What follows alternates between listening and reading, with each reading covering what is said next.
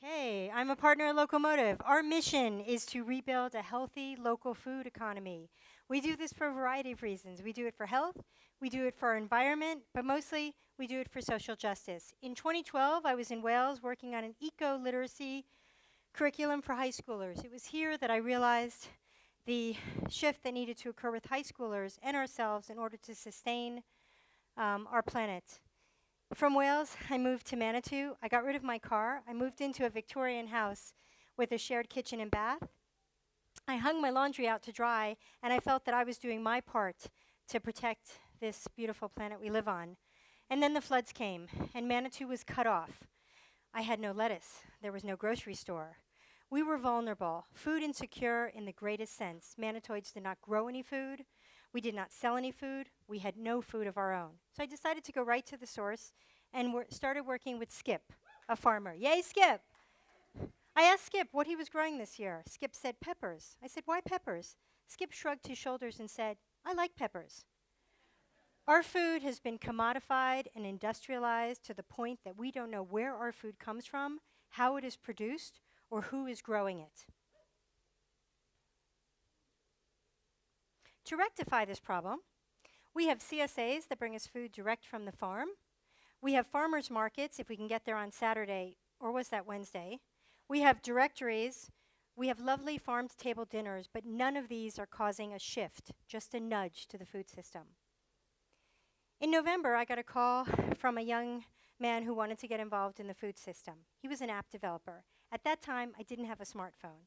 Herman said, first there were TVs, then there were computers, now there are mobile devices, so I better get with it and get a smartphone.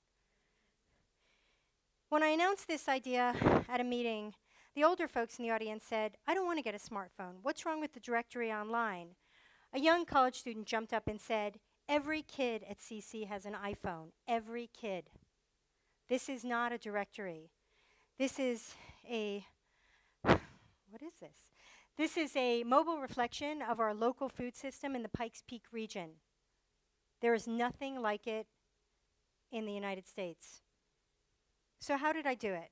Well, first, I'm a foodie, yay brother luck, and a data geek, a rare combination. And second, our food shed is relatively small in the Pikes Peak region. So now with the app, you can find local food in real time. So where can I get kale right now? And where can I buy local food? And what about my neighbor, that great choke cherry jam? One of the most important features of the local food app is the featured section. Here we introduce each week a farmer and a local food producer. Shouldn't we see the faces of the people who grow and produce food for us? The calendar allows us to see what's going on in the local food system in the Pikes Peak region. Whether it's an event at the university, Pikes Peak Beekeeper Association, it doesn't matter, it's all on one platform. We're putting together the finishing touches of the app. It was time to celebrate, big time. I knew there was a brewery that opened up nearby, and actually it was Iron something or other. My laptop out, I went to Google. Somebody yelled, Elise, the app. I went to the eat and drink section, Drinkeries, and Iron Bird came up on the top of the list. The first week the app went live, 3 Bean Farm filled out the Got Food section. The following day he got a call, his first call for organic eggs. He's now sold out. The following week I ran into Susan, who manages his CSA.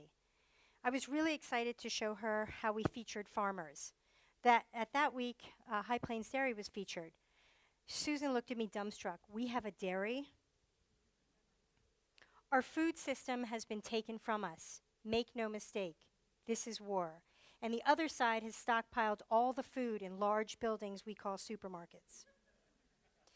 The local food app is designed to work like a railroad switch, to get us back on a local food economy track with a very small weapon that every college student has in their pocket, a smartphone. Join us. It's our food, our local economy. I say, let's take it back.